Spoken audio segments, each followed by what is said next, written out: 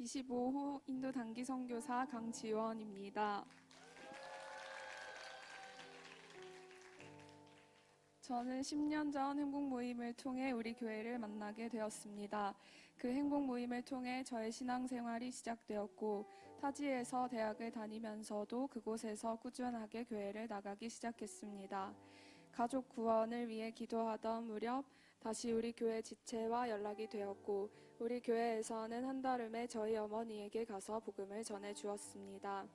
이것을 계기로 저는 하나님과 우리 교회에 대한 고마운 마음이 커졌고, 담임 목사님께서는 매주 대구로 내려와 예배 드려 볼 것이 어떻겠냐고 권유하셨습니다.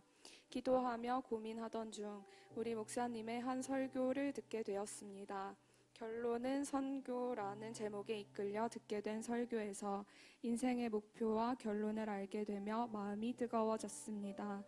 그렇게 저는 2년이 넘는 시간 동안 한 주도 빠짐없이 부산에서 대구로 내려와 예배를 드렸고, 양육과 훈련을 통해 영적으로 성장하게 되었습니다. 그리고 하나님께서는 부족한 저를 행복모임 리더로, 셀 리더로, 선교국장으로 불러주셨고, 쓰임받는 기쁨을 알게 하셨습니다. 계속해서 건강한 우리 교회에 몸 담으며 양육과 훈련을 받고 아울리치에 참여하며 자연스레 언젠가는 꼭 하나님께 1년을 드리고 싶고 선교사로 쓰임받고 싶다는 소망이 생겼습니다. 그러던 중 작년 4월 하나님은 훈련 예습을 하던 중 한 말씀을 보게 하셨습니다. 예수님께서 갈릴리 해변에서 제자들을 부르셨고, 제자들은 그물과 가족들을 버려두고 곧장 예수님을 따르던 장면이었습니다.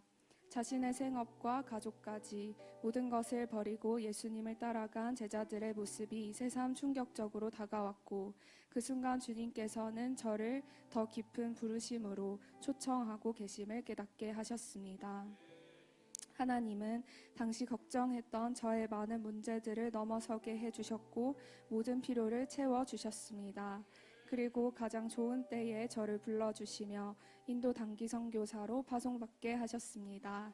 출국 전 파송 예배 때 발을 크게 다쳐 깁스를 하고 출국 바로 전날까지 비자가 나오지 않는 상황이 있었지만, 하나님은 인도 땅으로 무사히 갈 수 있도록 인도해 주셨습니다.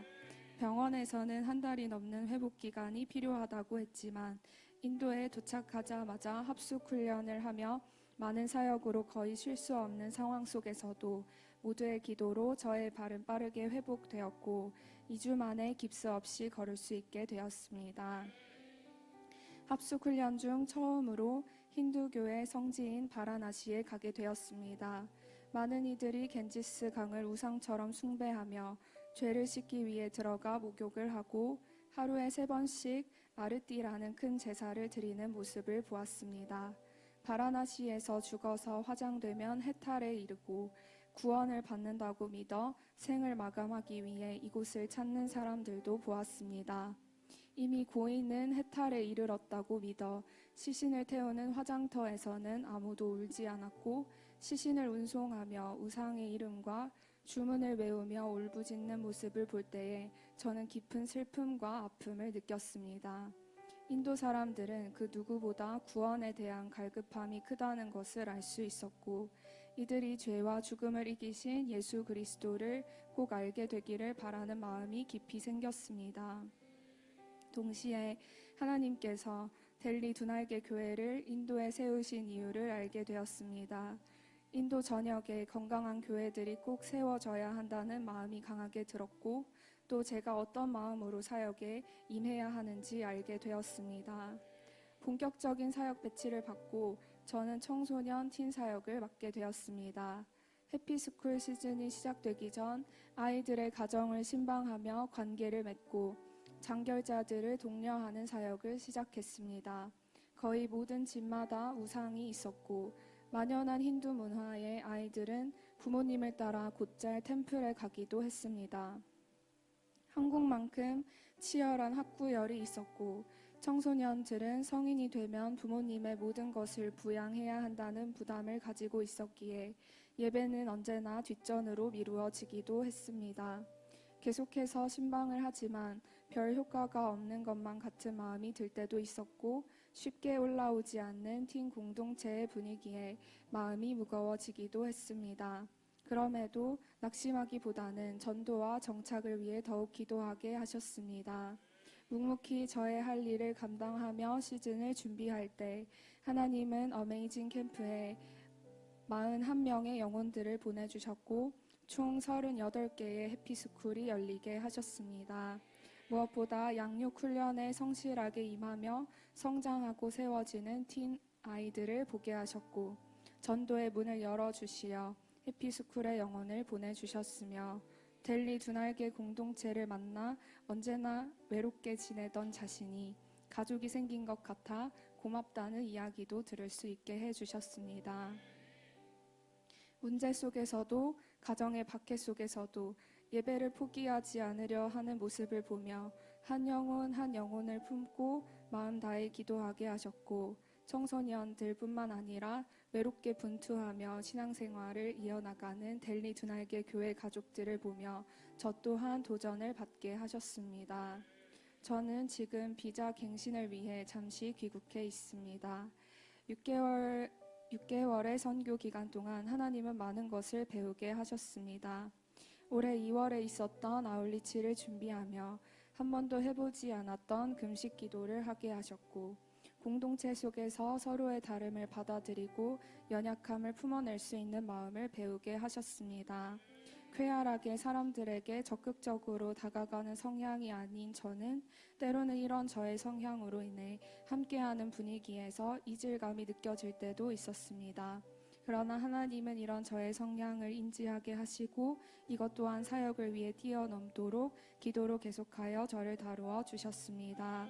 또한 저의 교만함을 내려놓고 이해가 안 돼도 유익이 없어도 언제나 순종하겠다는 결단을 하게 하시고 어려운 상황을 만날 때면 언제나 쉽게 흔들렸던 저의 마음을 비전 앞에 더욱 단단하게 하셨습니다.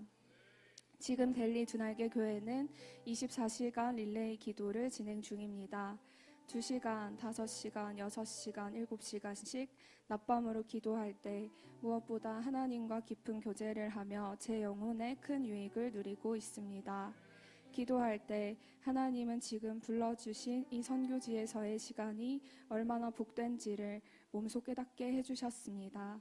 다시는 돌아오지 않을 젊은 시절에 하나님과 깊이 교제할 수 있다는 것과 몸된 교회와 하나님 나라를 위해 쓰임받는 것이 얼마나 가치로운지를 더욱 깊이 알게 해주셨습니다. 그래서 저는 비전 앞에 하나님 앞에 더욱 굳은 마음으로 나아갈 것을 결단하게 되었고 때로는 힘들다고 느껴졌던 것들에 이제는 기쁨과 감사함으로 자발적인 마음으로 임할 수 있게 되었습니다. 이 모든 것이 하나님의 은혜입니다. 그런즉 너희는 먼저 그의 나라와 그의 의를 구하라. 그리하면 이 모든 것을 너희에게 더하시리라. 마태복음 6장 33절 말씀. 아멘. 사랑하고 존경하는 담임 목사님, 행복하고 감사한 선교를 누릴 수 있도록 부족한 저를 사랑으로 양육해 주시고 파송해 주셔서 너무 감사합니다. 목사님이 계셨기에 지금의 제가 있음을 고백합니다. 남은 기간 동안도 가르쳐 주신 대로 최선을 다해 후회 없는 선교를 감당하고 돌아오겠습니다. 기도와 물질로 함께 선교를 감당해 주신 우리 교회 모든 보내는 선교사님들께도 감사드립니다. 우리 교회와 기도와 후원이 없었다면 결코 혼자서는 이 사역을 감당할 수 없음을 매순간 느끼게 됩니다. 보내주시는 사랑과 기도에 부끄럽지 않도록 남은 기간도 최선을 다해 신나고 행복하게 선교를 감당하고 오겠습니다. 마지막으로 무엇보다 너무 부족한 저를 여기까지 인도하시고 가장 가치로운 삶으로 불러주신 사랑하는 나의 하나님 아버지께 모든 영광과 감사를 올려드립니다.